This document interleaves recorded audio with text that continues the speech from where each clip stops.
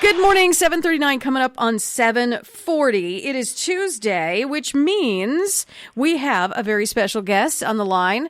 Very special. One of our favorite veterinarians in the Santa Clarita Valley, Dr. Jaimie Ronchetto. Good morning. How are you? Good morning. I'm great. How are you? I'm doing just fine. It's a little chilly out this morning, but you and I know we've talked before. We love this. Yes. Yes, we do. We like a little bit of a change in the season.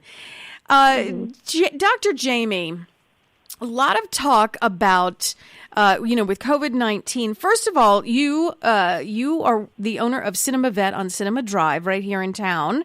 Talk to me about your latest COVID precautions. Are you still doing the curbside service? So right now we are still doing curbside, mainly because we are under construction. So I am making some changes inside the hospital so that we can serve people better. And that's almost done. When that is done, then we will shift to allowing, it'll be like an escorted service. So the people will still have the option to stay curbside if that's how they feel most comfortable, or if they would like to be inside in the exam room with the doctor, then we will allow one person in with their pet, and the plan will be that they will be escorted in. So they'll still call us when they get here. When their room is available, there will be a technician that comes out to get them and escorts straight into the exam room, and then everything will be done in there, and then when they're done, they just go straight back out. So that way nobody is just hanging around in the lobby, and that there's not too many people in the hospital at once. Sounds perfect. Plus, we're going to see a new and improved Cinema Vet. How fun is that? I'm very excited. Yes. A little redo, a little facelift. Mm-hmm. Everybody could use a little facelift, right? Dr. Jaimie, a lot of talk about the hot button yesterday, vaccinations, mandatory vaccinations for kids in schools. Let's just turn this off to our pets. Are there any mandatory vaccinations when you acquire a pet of any kind? And I'm mostly thinking of dogs and cats, but who knows? You'll know better. What are there any mandatory vaccinations that the state requires for our pets? There is. So rabies vaccine is the one that is required by law to have. So that is one that's required by law, and when you contact the county to get your license, they'll ask for proof of rabies vaccination, as well as spay or neuter status. That's what they want to know about. As far as others, they're not necessarily required by law, but they're highly recommended.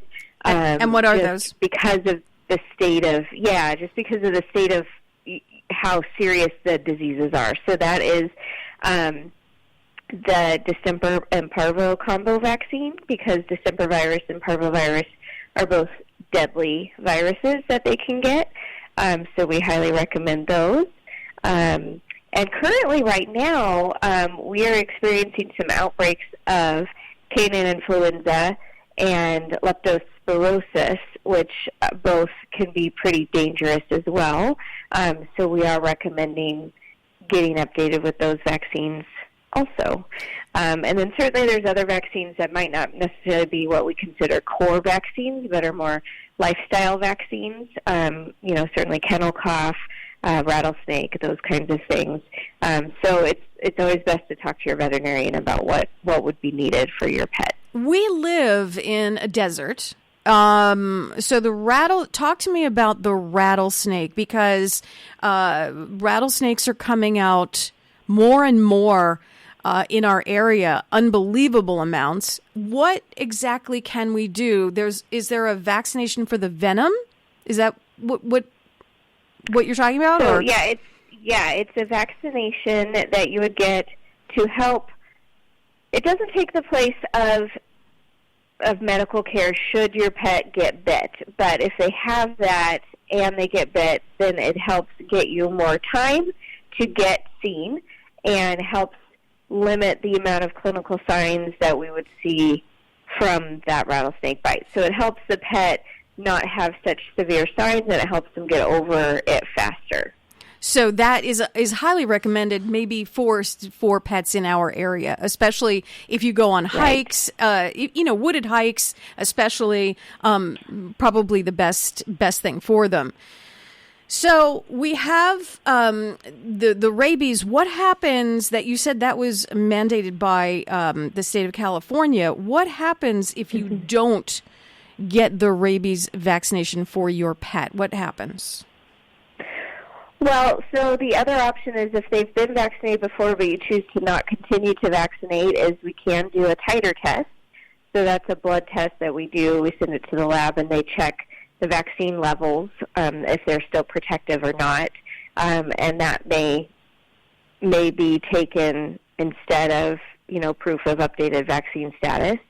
And sometimes that's necessary if some pets have had, bad reactions to the vaccine. It's not common, certainly, but can happen.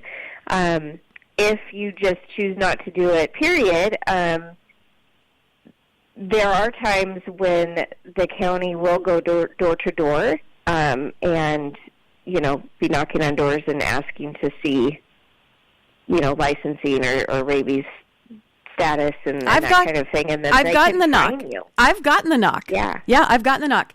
I had the knock before I even had a dog, and then I had a knock after I got the dog.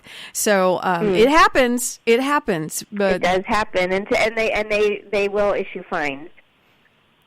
And do they recommend that you get it done, or do they just keep issuing fines?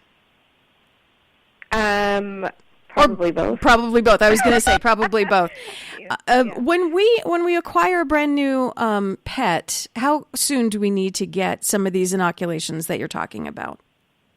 Like a puppy. So, we acquire a puppy, or even, you know what? I take that back. A puppy, or even if we adopt a dog, we go to an adoption, which is highly recommended. Obviously, these dogs need homes. But what do you recommend as far as those inoculations? So the rabies vaccine cannot be given to any dog younger than 12 weeks of age. So if they're younger than 12 weeks, we can start other vaccines, but we would wait on doing the rabies vaccine. Typically, if you get a new puppy and you take them into your vet, we would get you a vaccine schedule to follow along with, so you know what they should be getting when and when to bring them back, to keep them up to date with things. So we're typically giving the puppy series of vaccines, which is the distemper parvo, typically bordetella, and then rabies, and we give them on specific intervals. So you just sort of follow along with what your vet gives you. If it's an adult dog, it depends on how you've acquired that dog, but usually the shelter would have given them the updated vaccine so that they're good for a year, and then they would need to be boosted. Fantastic. Dr. Jaimie Ronchetto, located at Cinema Vet on Cinema Drive. Easy enough. Great call on the name of your company. You and your team service all kinds of animals: dogs, cats, birds. Dare I say it, rats? All kinds of. Yep. Yeah. Sorts of stuff.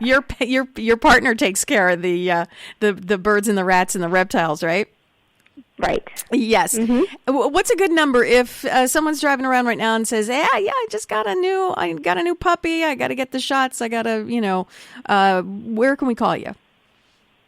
253-9300. 253.